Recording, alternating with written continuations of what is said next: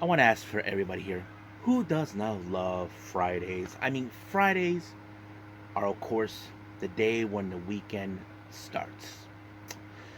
I have to say, I love Fridays. Don't you guys love Fridays? I mean, yeah, I love Fridays.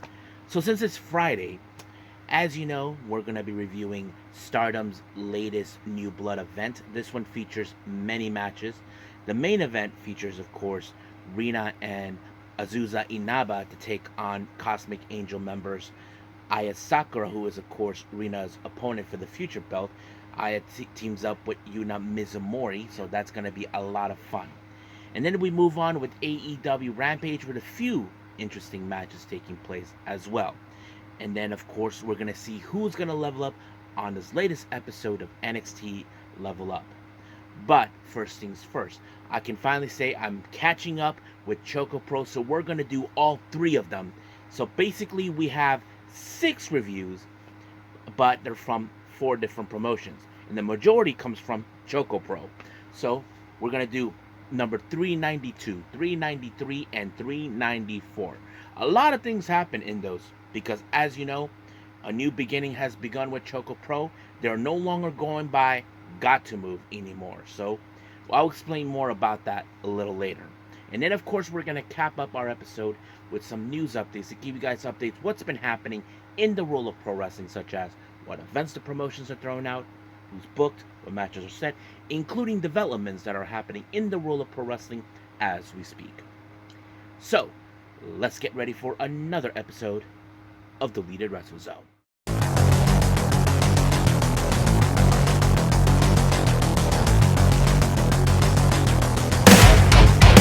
Are you ready? Get up, get up! Get up, get up! Get up, get up! Get up, get up! Get up, get up! Get up, get up!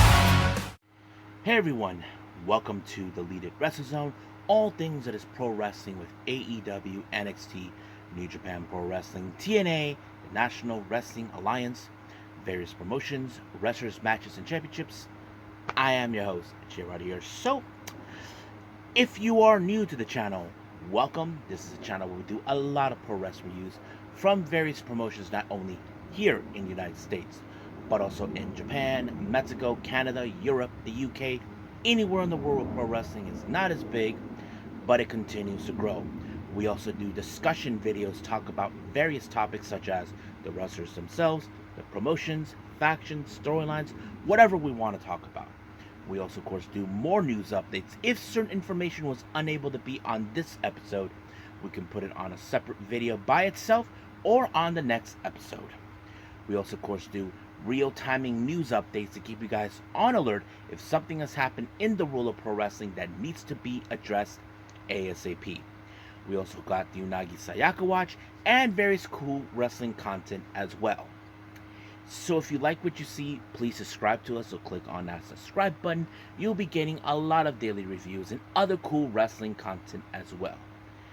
But if you like this episode, please give us a like on the like button or a nice comment in the description down below.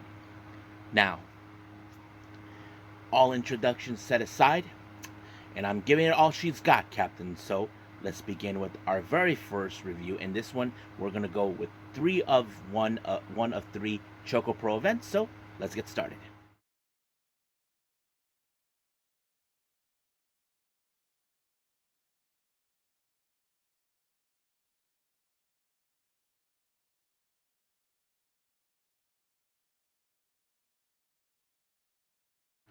All right, ChocoPro. As you know, there is a new beginning. Now, to verify this for many of you, what happened? As you know, Got to Move had their last official event as Got to Move not too long ago, back on August 31st. Now, Balin Aki made it clear that some people may have been confused on what was happening. So basically, as you know, ChocoPro has been the flagship for Got to Move. Now, ChocoPro started out as something that people wanted to do during the pandemic because, of course, those who know this, Got to Move does not initially have a wrestling ring They normally rent that out, and of course, that's the reason their organization is very small. Basically, they use the mat as their ring. So, but they were doing the mat as to showcase their wrestling style, and I thought it was a very unique thing. So now it's officially they're gonna just go calling themselves, of course, um, you know, ChocoPro Pro Wrestling, something like that. But yes, so that's gonna be their official name now, and it's a new beginning. And I will explain something that Mei Suruga mentioned at near the end of this review. Now, our first match, as you know, Kaho Hitomi makes her official debut on this one. She faces, of course, Emi Sakura. Now, I don't want to compare her that she's similar to Mei Shiruga, but she does have a bit of a trait of her. Now, those who ever seen Mei Shiruga, she's a bit more. Let's see. Balinaki is the kind of person who tells her, "Mei, don't do that, don't do that." Well, Balin was like not being like that with her. I mean, she's just a kid. I'm not gonna lie, but she actually there was. If you guys ever seen Emi Sakura, she likes to put they're inside the their small arena in the wall. But Kaho moved out of the way, and Emmy realized what happened, so she tried, but apparently Kaho moved out of the way, and then all of this. But however, I have to say she was very impressive for someone of her size, but also for her age. And it kind of reminded me. I'm asking myself that was Riho this way as well, because I know that Rio was only 9 years old when she trained with under Emi Sakura. That's something that I've been aware of, but I have to say, I see a lot of very interesting things I can see about Kaho. But unfortunately, she lost the match when Emi Sakura applied a body splash. But nonetheless, I have to say, Kaho is a very impressive, energetic person. Not to mention, she looks up to Mei Shiruga. So we'll see how those two will roll up from there on. Now, our next match, we have a six-man tag team match. We have, coming from Thailand, we have Dr. Gore and Shivam. They team up with Chilean's very own Anakor Montana. They take on Shin Suzuki, Shonshiru, and Masahiro Takanashi.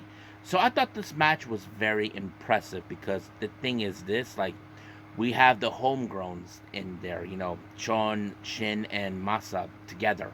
But of course, how they would deal with the guys from Setup and of course the resident Chilean being there. Well, they did a pretty good job, but it was John Shido who picked up the win when he submitted Dr. Gore, and just like that, it was over. Now, our next match, we have Tokiko Kihara. She teams up with our brand new Super Asia champion, Mei Shiruga, and our current and brand new tag team champions, Chiko Shikawa and Sayaka Obihiro. But, however, Mei Shiruga said something, and this is something I mentioned earlier in the start of this review. Mei Shiruga says that she is the last champion for God to move, but the first champion of ChocoPro. And I have to say, that's a good statement because it's true. It is a new beginning, and I feel that Mei Shiruga has stepped into the right timing. I mean, there were people that have talked about, and I mentioned this before, that after Riho left for AEW, many people saying who was going to step up as the ace, and there were those that indicated it should be Mei Shiruga, and I feel maybe she can do it herself. We'll see. But however, it's no secret because we know there's a chance of this type of match. Now remember, one side you have Mei Shiruga, who is the current Super Asian champion, and she and Tokiko and Obi, they're both the tag team champions. So if anybody pins Mei, somebody could actually get an opportunity for the Super Asia Championship. Or the opposite, anybody could pin either Obi or Chi, they get a shot of the tag team titles. That's something that I'm sure it's come across, but nonetheless, that's exactly what I think from both sides were thinking. But unfortunately, this match ended with, of course, Chi and Obi were able to double pin on Tokiko while they were able to separate Mei Shiruga because, of course, I'm sure they know that pinning Mei Shiruga is not going to be an easy task, but it was worth the sacrifice. So that's how it ended. But yeah, as for our Junkin tournament, the winner, of course, I did not expect it. But however, I want to point this out during the Junkin tournament. Kaho defeated Emi Sakura in the first round. Not bad. I'm sure she will win the Jonkin tournament, and I'm just kind of curious who's going to be, but we'll see. But the winner is Anarco Montana, who picked up the win. But as soon as the entire show was over, they celebrated Sayaka Obihiro's birthday. She revealed she turns 38. So, happy birthday, Obi. So I think that's pretty much it for this ChocoPro for 392. This one took place, and if I to let you guys know, it happened on September 1st. So yeah. Now let's move on to, of course, ChocoPro number 393.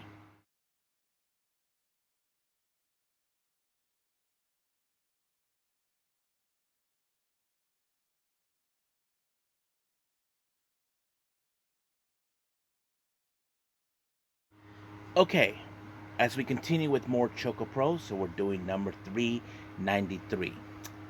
Now, of course, the show is opened up with Chiko Shikawa, which was interesting. I didn't expect her. I thought she was going to be wrestling, but we're going to have a different type of lineup for this particular one. Of course, like always, she actually gave the lowdown and info what's happening for this particular day, and this took place on the 7th of September, which was, of course, ironically, my dad's birthday.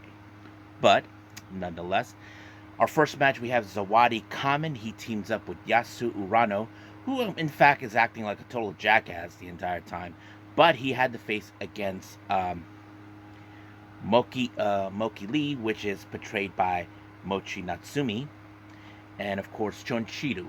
So, of course, the entire time of the match, of course, Yasu was acting kind of like a jackass the entire time, and of course,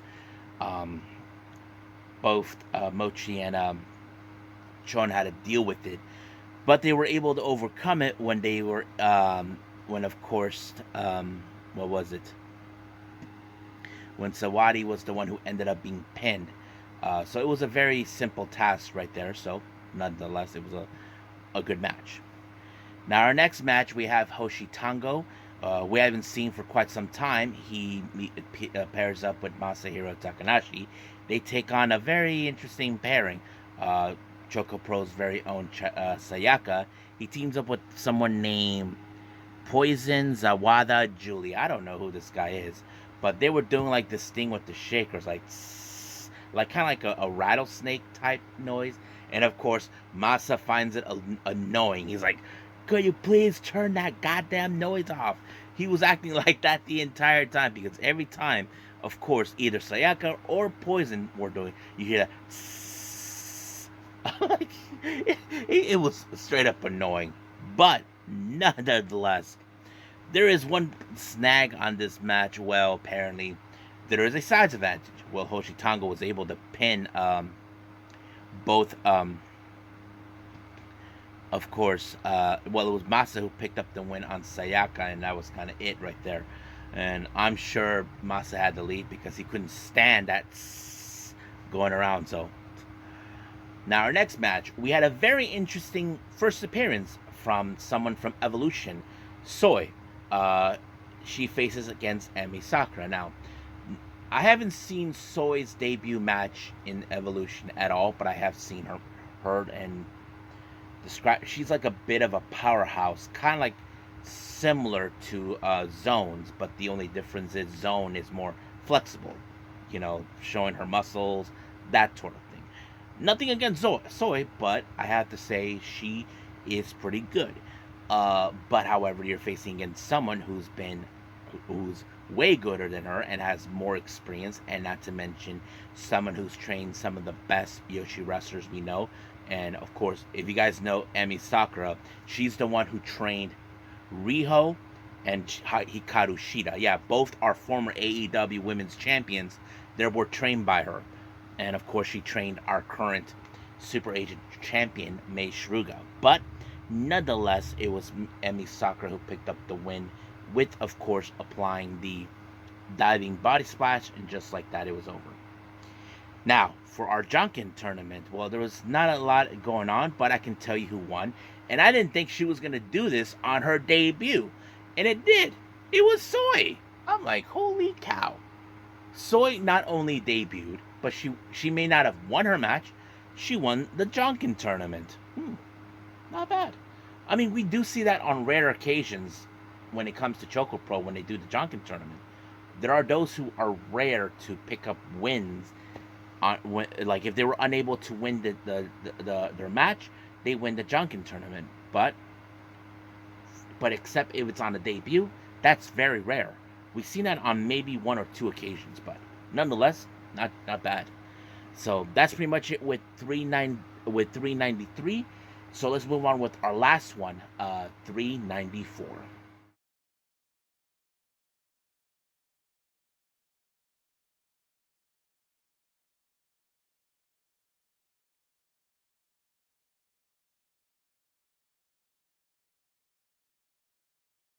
We continue with our last Choco Pro show, number 394. As always, we had the show open with Bali and Aki, giving the lowdown on everything that's happening for this particular day. This took place on the 8th of September. September. So, yeah. So, anyway, the match opened up with Kaho Hiromi taking on once again Ami Sakura. So, you can say this is match number 2 for them. However, I have to say Kaho, despite of her age and size, I give her a lot of credit. She put a lot of effort into what she was doing. I'm not going to take anything away from her. Now, I'm not saying she's the best, but I feel like she has been trained well enough to do what she needs to do. And once again, the same old antics like with Emmy, trying to treat her, like a lesser being. But however, Kao continues to impress me. There was one thing I did averted from from 392, where she kind of did like an arm lock on the back while she was kind of tightening her legs around the waist of Emmy from behind her and try to give her like an arm, like a arm lock right in the back, like kind of like the Mudo lock or whatever, or the hoverboard lock. But however, I thought it was very impressive. But unfortunately, Gaho did not pick up the win. She actually lost. Emi Sakura applied one of her deadliest arsenals, which was the backbreaker, and that seemed to do it. But nonetheless, I can't wait to see what Kaho will do more. I'm very impressed by her. I'm not saying, as always, that she's the best, but she has showing some indication that she has learned very well. So we'll see where that goes. Now, our next match, we have Nonoka Seto teaming up with Evolution's very own Soy. They take on Tokiko Kirihara and Mei Shruga. Now, remember, those two did team up back in 392, but now they team up again. Nothing too significant, but once again, we were seeing the shenanigans of Mei Shruga. Now, when I mean shenanigans, she does things that she's not supposed to, even though Balanaki, who is her best bro, has to put up with her shenanigans every now and then. I mean, I will never forget that that Mei Shruga told him to shut the hell up. So I thought it was like very crazy. But however, it was of course Tokiko that walked out as the victor when she applied the submission onto Nonoka Seto. She had no choice, to of course tap. So no choice. Next up, we have Miya Yatsuba teaming up with Masahiro Takanashi, teaming up with a very interesting duo who have teamed up on various occasions, especially like Pro Wrestling Freedoms. We're talking about one of the queens of death matches, Rina Yamashita and Minoru Fujita. As you know, those two have often teamed up on various occasions. Not only in ChocoPro but also in other places, and they are very good at what they do. However, it was of course it was a pinfall on Tamiya and allowed them to win the match. I thought it was good. Now for the Jonkin tournament, I wasn't too sure how this was gonna go, but it went up to Balin Aki, so he picked up the win. So we'll see where that goes. However, in the post show, they decided to celebrate, of course, Minoru Fujita's birthday. This is something that he's not used to, but he appreciates Emi Sakura for, celebrating his birthday with him because, he often said in the past he never does anything on his birthday, especially when it comes to celebrating. And, of course, Emi kind of felt saddened for him for that. And that shows Emmy that, everybody should celebrate everyone's birthday no matter what. And I think Emmy has a good heart. So just like that, it was over. So I think we are done with all the ChocoPro stuff. Let's move on with Stardom's New Blood 14.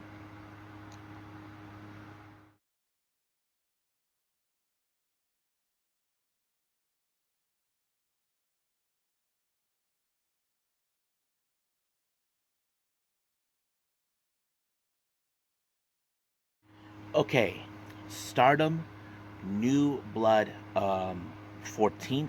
This is the most recent event. It opened up with Rian teaming up with Micah to take on the Cosmic Angels, Sayaka Kurara and Tam Nakano. Now remember, this is a preliminary match for Micah and Tam because the following day they will face off in the main event for the red belt. Now, many of you might have thought watching this match, okay, this is going to be leading up to, of course, Rian and Sayaka Kurara to take each other out. But however, we've always been impressed with Sayaka, who has, you know, her spears are flawless. We know that she can pick up a win. Um, I think many people would have imagined seeing Rian and Sayaka just face off because that way Sayaka can be proving herself that she is her worth. Not to mention Tam has always been watching her, keeping an eye on her, seeing how she has progressed. People often say that, oh, Sayaka's like a daughter to Tam. You see how affectionate she is towards her. But unfortunately, Sayaka ended up on the wrong side of the Michinoku driver by Micah. So basically, of course, Micah tells her that she will take off the belt off of her because she is the undefeated champion. Meaning that she never lost, of course, the in the 5-star Grand Prix. She's the first ever undefeated. So we'll see what happens. But of course, there's that post match where, of course, Micah thinks Rian is going to make her decision to join EXV. She hasn't said anything. And then she puts her in a match against Xena, but we will see what happens until then. Now, our next match, we have Konami versus Rana Yagami. I'm sure Rana Yagami wants a little payback on Konami for what she did to Shuri by betraying her when, of course, she reunited with Oedo Tai, now known as Hate. That kind of draws it in. But, of course, we see the shenanigans goes around, especially when it comes to Konami. But Konami took her out with the buzzsaw kick, and then in the process, in the post-match, after defeating Yagami, she spray painted her face. But this thing between Shuri and Konami is not even done yet, so we'll see where that goes. Our next match, we have EXV consisting of Hanako and Waka Tsukiyama to take on Wingori, Saeed, and Hana. Now remember, last time these two faced off, Wingori were the New Blood Tag Team Champions. But now that they have them, the real question is, can Wingori actually beat them even if they don't have the belts? Well, we do know Hanako has come back stronger than ever. She has learned a new submission move that she learned from someone who is from the same town as her in Kyoto, and that person is Nakamura, and that kind of helped her because she put Ida in that match. However, we don't know for sure if Hanako will be and Waka will be challenging for the New Blood Tag Team belts, both because we do know that Waka has already exceeded her 3 years experience. But we'll see. I'm sure Waka would probably precede Rina to join, but it would be useless because she's not going to win it like that. But we'll see.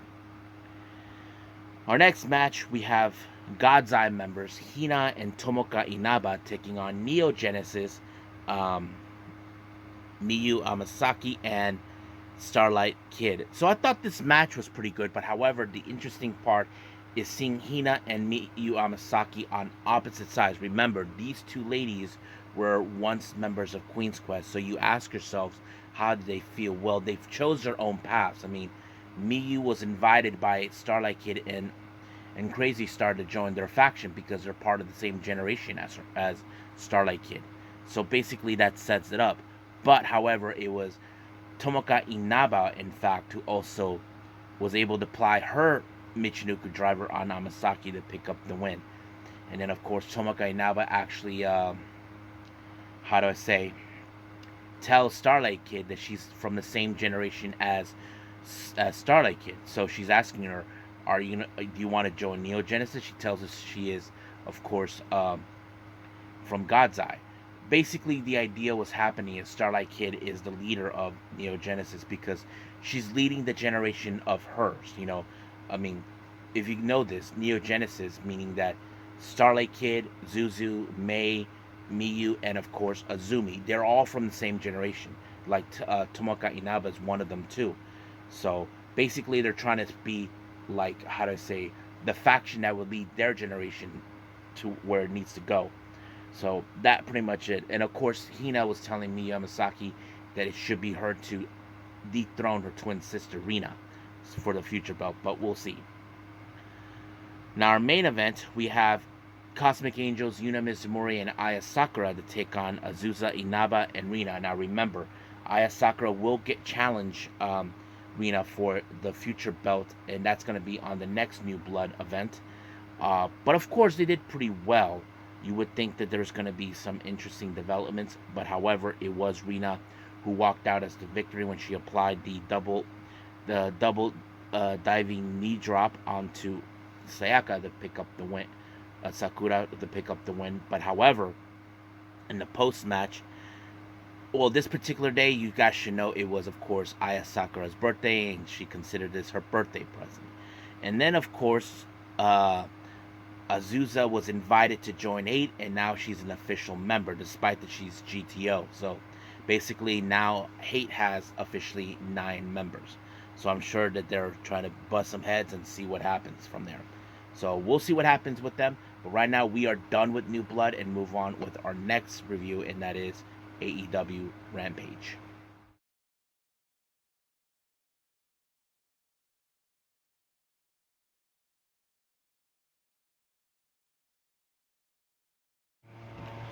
AEW Rampage. So let's get started. Our opening match, we have the Dark Order, Alex Reynolds, John Silver, and Evil Uno taking on the Conglomerate, Mark Briscoe, Kyle O'Reilly, and Orange Cassidy.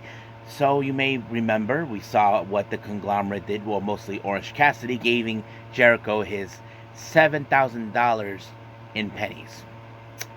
Yeah, so well, not pennies, but more in coins.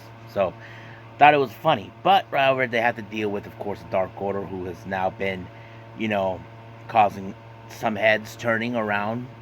But however, in this match, it was in fact none other than our current ROH World Champion, Mark Briscoe, that took matters in his own hands and put Reynolds in his place by applying his brother's J Driller, and just like that, the Conglomeration picked up a good win. Now, we do see an interview with both Undisputed Kingdom members, Bennett and Taven, talking to the current ROH World Tag Team Champions, Sammy Guevara and Dustin Rhodes. Now, however, those scumbags, Bennett and Taven, decided to say that they have no honor, that they are not worthy to become ROH champions. And then, of course, Dustin Rhodes gave a bitch slap to Taven to shut the hell up, and Sammy was telling him to show some respect for a legend like him. But Dustin decided to put him in his place, telling him that he spent 36 of his long years clawing to get to the top. But he did state that they will give him the rematch, but it won't be any type of match. It will be a bunkhouse brawl match, a match that Dustin Rhodes has always specialized. So he's gonna make this happen in his town in Massachusetts, somewhere in Massachusetts. So we'll see where that goes. Now, our next match, we have the Brick House, Kamille, as always, making her presence known, showing what she is capable of. And I can tell you, she dismantled Robin Renegade, and that's exactly what happened. So now you know why, of course, Mercedes Moné decided to recruit her to be her bodyguard. Now, in regards of the TNT title, Christopher Daniels decided that he's going to step up into the ring and deal with Jack Perry himself for the TNT title this coming Saturday. So we'll see what happens there. Our next match, we have Roderick Strong to take on Beef, who is the second cousin of Anthony Henry. Now, of course, Beef is very strong and all that. He's very tough, I mean, I know that Anthony Henry finds them annoying in some capacity. But of course, Taven and Bennett decide to attack Anthony Henry. Beef, being the good cousin that he is, tried to stick up, but apparently this cost him when, of course, Roderick Strong applied the rising knee, and just like that, it was over. Now, we do see a video promo from the Righteous. Now, of course, the Righteous put out these riddles and this cryptic message, and the message they sent to is to the House of Black. Now, I don't know what is their beef towards them, but be careful what you wish for, boys, because the House of Black, they don't play games. Now, our next match, we have, of course, Harley Cameron and Saraya taking on the Hex, consistent of Marty Bell and Allison Kay.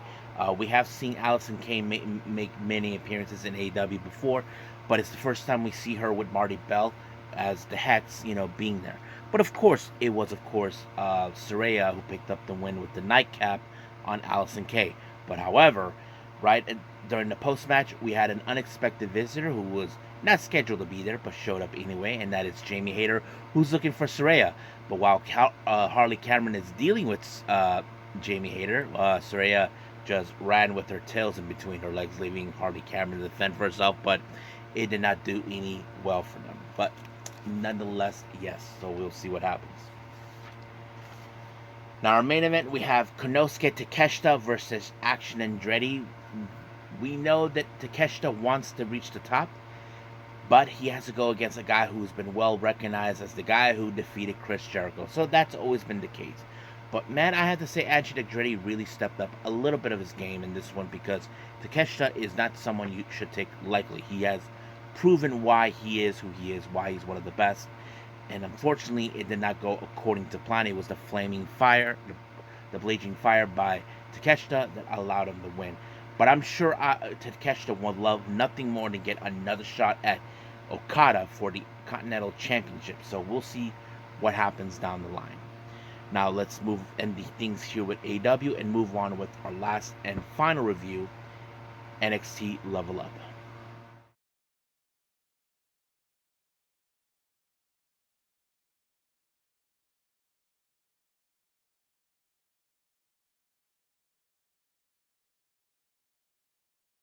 Okay, so who levels up on this latest episode of NXT Level Up?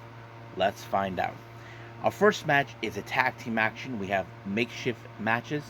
We have Shiloh Hill teaming up with Cutler James to take on Uriah Connors and Kale Dixon.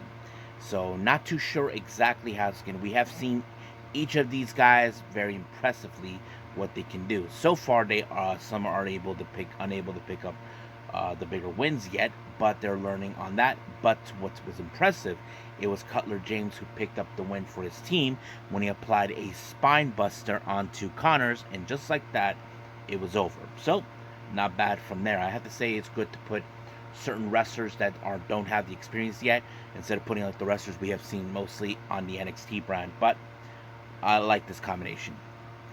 Now, ahead of her match next, Kendall Gray had a discussion with her BFF, Carly Bright. As you know, Kendall Gray has been a very impressive wrestler. Many people have praised her on various occasions, and I have to say, I'm sure she's one of those wrestlers that will be more impressive as she grows. So she has to face against Tyler May Steele. I wasn't too sure how this was going to be, but what was impressive about her match with her is that somehow she was able to counter the Dragon Sleeper and turn it into a pinfall. I did not expect that, but her years as being a collegiate wrestler, I have to say, it really paid off in her favor. But a very impressive win. Now, she may not have defeat a wrestler who has a bit more experience than her, but nonetheless, it was a good win. Now, ahead of his debut match, we have Nico Vance, who we know little, will face against the Castellanity of the D'Angelo family, Luca Crucifino. Now, in the match, of course, we know that Luca Crucifino can deliver. We have seen him in tag team matches, how he was able to pull it off. But now we're seeing him in a singles match, which, of course, he continues to try to rise up to the occasion as he normally is. But it was him with the unexpected code breaker that allowed them to pick up the victory for the D'Angelo family. So not bad from there. So I think that's pretty much it. What we're gonna talk about. I believe it's time to end things right here. We are officially done with all the reviews. Let's move on with our last and final thing, news updates.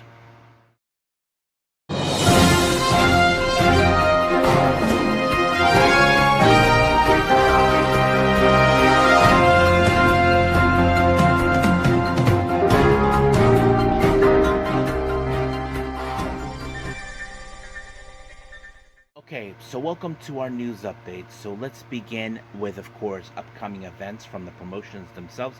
Majority of this one will be all GCW, so bear with me. For the Aura event taking place in Philadelphia on the 20th of September, they announced that Sidney Akeem, formerly known as Reggie, and Scripps will face against the King of Strange Style, Aries. And then, of course, we have the Denver show on October 18th. War ready, so basically it's going to be Gringo Loco versus Jack Evans. And then, of course, by the end of the month on Halloween for Monster Bash here in San Diego, 3 more names have been announced to be participating. Now, I did announce that Super Crazy will be there. So they announced Mike Bailey, Masha Slamovich, and Aries will be there. So there'll be more names to come, as I know. Just to let you guys know, tickets for the San Diego show is already out. So if anybody from any of my subscribers are from the San Diego area, go get your tickets now on Eventbrite. So we'll see what happens from there. And then finally, we have the Nick Gage Invitational 9 taking place on November 16th in Orlando. 4 names have been announced. We have Rina Yamashita, John Wayne Murdoch, Drew Parker, and Sawyer Rex. So that's pretty much what's happening. Now, of course, outside of the GCW stuff, we have West Coast Pro. For the That Thing That Should Not Be, they'll take place on the 11th of October. They announced that the Deadlock Pro Wrestling Championship will be on the line. Calvin Tankman defends his belt against Shigehiro Iri. So basically, you got to be ready for that. Now for our developments. Many of you remembered I mentioned that Nikki Bella was in a situation where she was involved in domestic violence by her husband Artem. Now a quick little recap of what's happening. Artem was arrested for being violent towards Nikki Bella, and he was arrested. Nikki Bella has filed for divorce, and I did mention that I don't blame her at all. I think she's doing what she thinks is best. Also, she's now in the latest development on that. She, in fact, has filed for full custody of their 4-year-old son, Mateo. I don't blame her for that either, but I'm sure she's looking for the best interest for her son, knowing now what the situation she's been in with Artem. And my thoughts and prayers are to her and her family. I'm sure that she'll overcome it and see what happens from there. Now, an interesting thing that's come around on social media, many of you may or may not have heard this. It appeared, as you know, the Nemeth brothers, Nick and his brother Rian, have their own podcast, and they said they confirmed on their podcast they would love to have a match against the Young Bucks. I mean, I would love to see that match. I don't know what you guys would think. Would you want to see that match? I mean, leave a comment below if you guys want to see that match. Now, many of you remember this guy, Armando Alejandro Estrada, who was the manager of the late Umaga, has recently signed a WWE deal, a Legends contract, basically making some appearances. So that's going to be interesting. Now, I don't know if I have any subscribers who are pro wrestlers, or if you guys know someone who's a pro wrestler. Yoshi Promotion Marvelous are doing a tryout. Yes, they announced for another tryout, and this will take place on October 10th in their home in San Francisco. So the idea, they said that their room and board and flight will be paid for by West Coast Pro. If you want to email them at West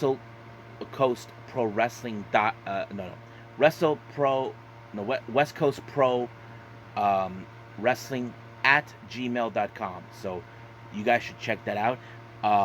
If you guys should know, if you pass the tryout, the ones will be taking a trip to Japan to do a tour. This is an amazing opportunity. So if any of my subscribers are wrestlers, or if you know who's a wrestler, they should definitely try out. So give them that information. So let me repeat that again for all of you. The tryout will take place at West Coast Pro on October 10th. The room and board and flight will be paid for by West Coast Pro. So you can reach out to them at westcoastprowrestling@gmail.com. So let your friends know. Now, many of you have been been hearing the deal between AEW and, of course, Warner Brothers. Dave Meltzer have recently put out something regarding on that. So let me pull that up for all of you. Yes, this is what he had to say. The AEW Warner Brothers deal is a done deal, and there's going to be changes. From what I gathered, there are going to be a pay-per-view component in this deal. Exactly what it is, I don't know. There's going to be a deal with Max and the pay-per-views in some form of what it looks like. So basically, he's been hearing what kind of changes will be made and what deals they have done. So we'll see where it leads them. So we'll pay attention to that. Now, as you know, we have the upcoming Stardom event. Many of you know this or not. Kairi is very close to Natsupoi, but also she has given some words of encouragement to Hazuki long before she left to rejoin WWE. As you know, Hazuki has been desiring the white belt, and this is what Kairi Sane said about this, and I understand that she's going to be watching the event. So this is what she said. Congratulations once again to Natsupoi for becoming the white belt champion.